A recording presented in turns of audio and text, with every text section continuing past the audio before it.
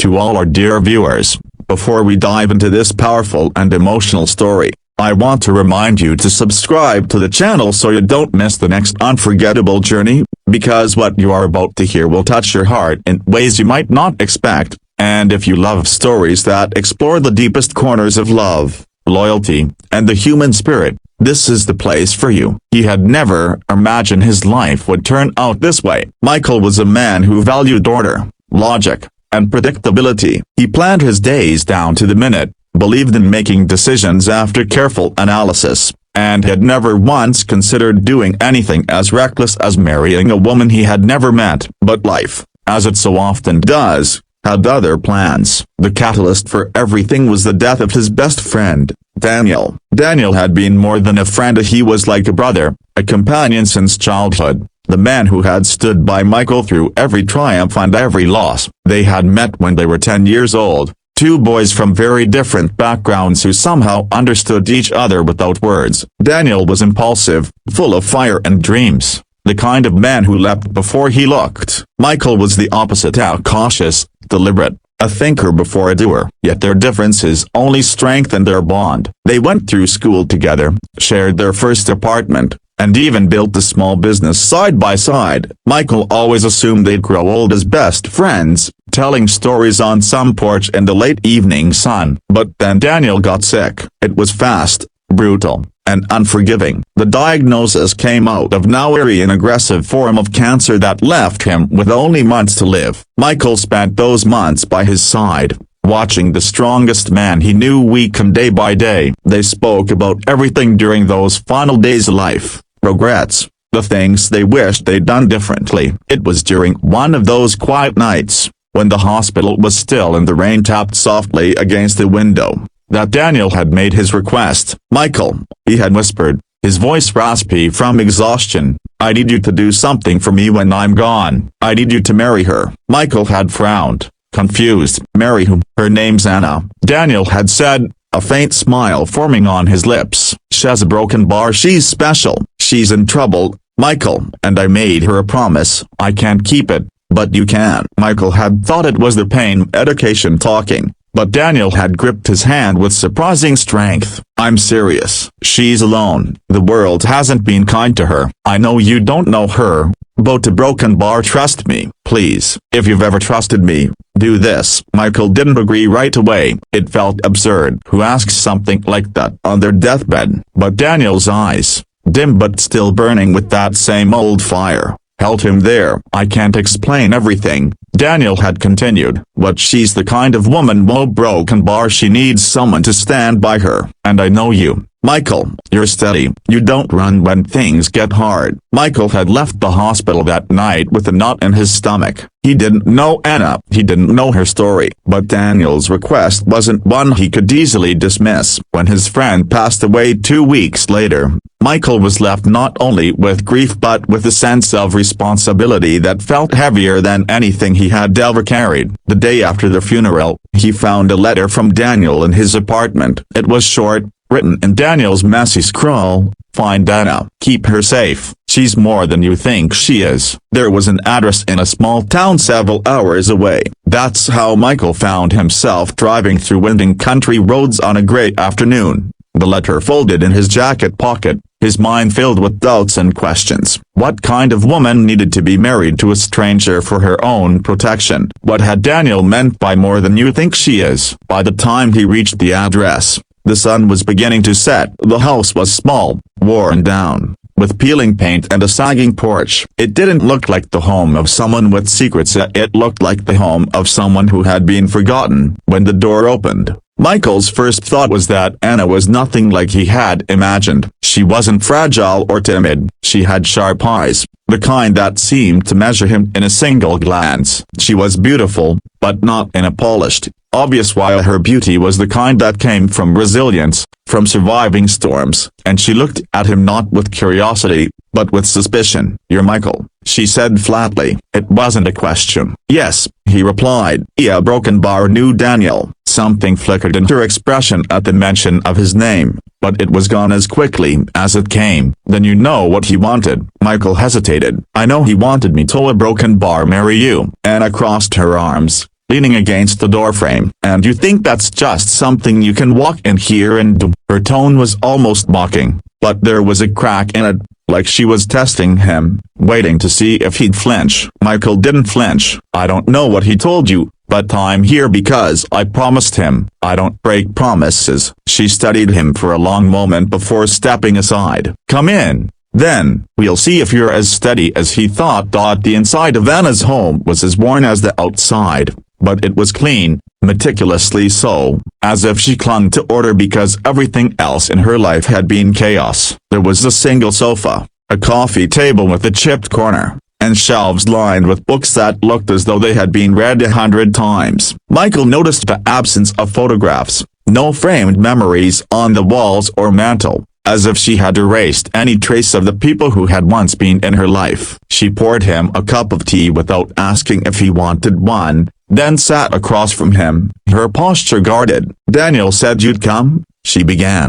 "He told me you were different from most men." "I'm not sure I believe him." Michael wrapped his hands around the cup, letting the warmth seep into his cold fingers. "I'm not here to convince you to believe anything.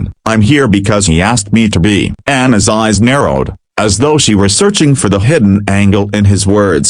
"Do you even know why he asked you?" "No," Michael admitted, "but I intend to find out." A faint, humorless smile touched her lips. "Good luck with that." Daniel liked his secrets. Her voice softened for a fraction of a second before she forced it back into steel. "He saved my life once, maybe more than once, and now he's gone, and I'm left to deal with what's coming." Michael leaned forward slightly. "What's coming?" She shook her head. "You don't want to know, and even if you did, knowing wouldn't help you." He felt frustration rise in him, but he kept his voice calm. "If I'm going to keep my promise to Daniel, I need to understand what I'm walking into." Anna's gaze flickered to the window, as though she expected someone to be watching from the shadows outside. "It's not something you walk into," she said quietly. "It's something that swallows you whole." Silence settled between them, heavy and tense. Michael's instincts told him that Anna was hiding something dangerous, something that had kept her looking over her shoulder for a long time. He wasn't sure if it was a person, a past mistake, or both. After a long pause, she said, "If we do these up, if we get married up, it's not going to be about love or romance. It's about survival. For me, maybe for you too." The bluntness of her words caught him off guard, but he nodded. "I understand. Do you?" she asked sharply. "Because once you're in, you can't walk away." "Not without consequences." Her words hung in the air like a warning, but Michael wasn't the kind of man who backed out once he made a commitment. "I won't walk away," he said. She studied him again, as if trying to see the cracks in his resolve, but she found none. "Fine," she said finally. "We'll go to the courthouse tomorrow. Keep it quiet. No friends, no family. The fewer people who know, the better."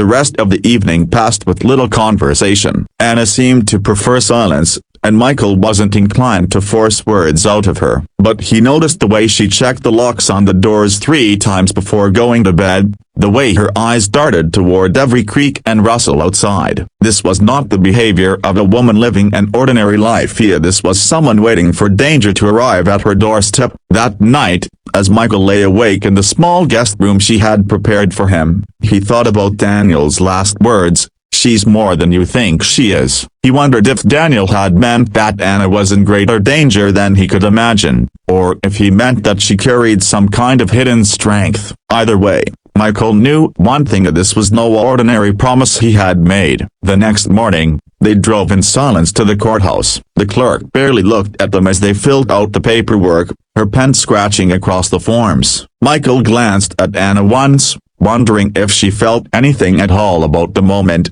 but her expression was unreadable, her eyes fixed on the desk in front of her. When it was done, they walked out into the crisp air as husband and wife. No smiles, no celebration, just a silent acknowledgement of an arrangement made in the shadow of a man who was no longer there. Back at the house, Anna handed him a key. "If you're staying, you'll need this," she said simply, "and you should know it if anyone asks." We've been married for a year. Don't tell them otherwise." Michael accepted the key, though the unease in his stomach deepened. "Why?" Anna's gaze darkened. "Because the people I'm hiding from don't need to know anything new about me. The less they suspect, the better for both of us." And with that, she turned away, leaving Michael standing in the living room with the key in his hand and a growing sense that whatever Daniel had involved him in was far more dangerous than he had imagined. The first few days of their strange marriage passed like a quiet storm, the air heavy with things unsaid. Michael tried to adjust to the reality of living with a woman he barely knew, but it was clear that Anna lived by rules that didn't make sense to an outsider. She never left the house without scanning the street first. She avoided certain roads in town,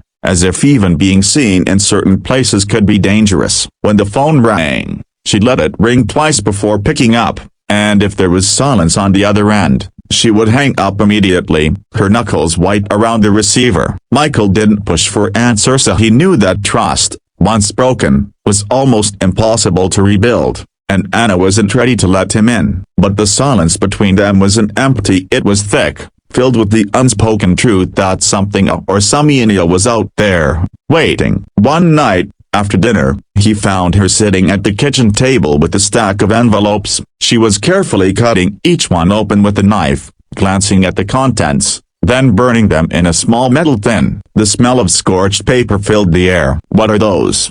he asked, keeping his voice low. "Nothing you need to worry about," she replied, her tone making it clear the conversation was over. But Michael couldn't ignore the unease building in his chest. That night, when he was sure she was asleep, he went back to the kitchen and checked the tin. Inside were only ashes and blackened scraps, but he could make out fragments of words and names, dates, and what looked like numbers. The next morning, he decided to drive into town to clear his head. He stopped at the local diner for coffee, and it didn't take long for the small-town gossip to find him. A waitress with sharp eyes and a voice full of curiosity asked, "You new here?" Michael nodded, sipping his coffee. "Moved in with my wife a few days ago." Her eyebrows shot up. "Wife, you mean Anna?" There was something in her tone, a part disbelief, part pity, that made Michael's stomach tighten. "Yeah, why?" The waitress leaned closer, lowering her voice. "Word of advice, stranger, don't get too close to her. People who don't broken bar well,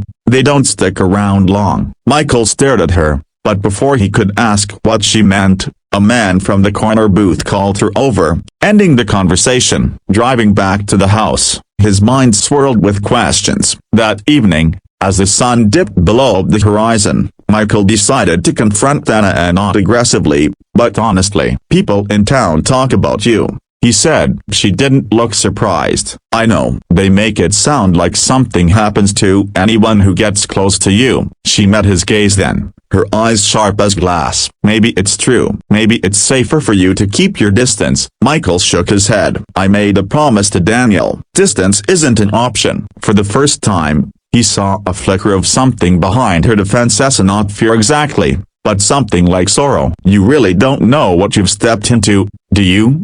she asked. Before he could answer, a sound from outside broke the momentum, the low rumble of an engine idling at the end of the driveway. Anna froze. Michael followed her to the window and saw a black sedan parked on the road, headlights off. The outline of two figures inside. They didn't get out, didn't honk, didn't move. They just sat there, watching. Anna stepped back from the window, her voice barely above a whisper. "They found me." Michael's instincts kicked on before his mind could catch up. He moved to the door, ready to confront whoever was sitting out there, but Anna caught his arm with surprising strength. "Don't," she hissed. "You opened that door, you'll regret it." Her grip was firm, her eyes fierce, and for the first time, Michael realized she wasn't just afraid, she was prepared. "Who are they?" he asked, keeping his voice low. "People who don't knock," she said, glancing toward the back of the house. "Come on, we're not staying here." Michael hesitated. "We can't just run." "Yes, we can, and we will." She moved quickly, grabbing a small duffel bag from the closet, already packed. Michael caught a glimpse of what was inside: a cash, clothes, a burner phone. She had been ready for this moment for a long time. They slipped out the back door, the cold night air biting against Michael's skin. The shed behind the house had an old truck parked inside, engine cold but keys already in the ignition. Anna drove, her hands steady on the wheel, eyes fixed on the dark road ahead. "You going to tell me what's going on?" Michael asked over the roar of the engine. "Not yet," she replied. "If I tell you now, you might decide you don't want to be part of this, and we don't have time for that choice." Michael sat back, the weight of Daniel's request pressing heavier than ever. This wasn't just about honoring a dead friend's will anymore. This was about survival. And whatever Anna was running from had just found them. The black sedan appeared in the distance behind them, headlights snapping on like the eyes of a predator locking on to prey. Anna's jaw tightened, her foot pressing harder on the gas. "They're not going to stop," she said, more to herself than to him. Michael's pulse quickened as the gap closed. The chase was on, and the quiet, strange life they had been living for the past few days was gone. Ahead lay only questions, danger, and a truth Michael wasn't sure he wanted to know. But one thing was certain, there was no turning back now. As the truck roared into the darkness, Michael glanced at Anna and saw not just a woman in danger, but a fighter, someone with secrets deep enough to drown in. And somewhere, in the shadows of his mind, he heard Daniel's voice again, steady and certain. "She's more than you think she is." To all our viewers, if you want to know what happens next, make sure you subscribe to the channel, because in the next chapter, the truth about Anna's past will change everything. Michael thought he knew, and the danger will come closer than either of them could have imagined.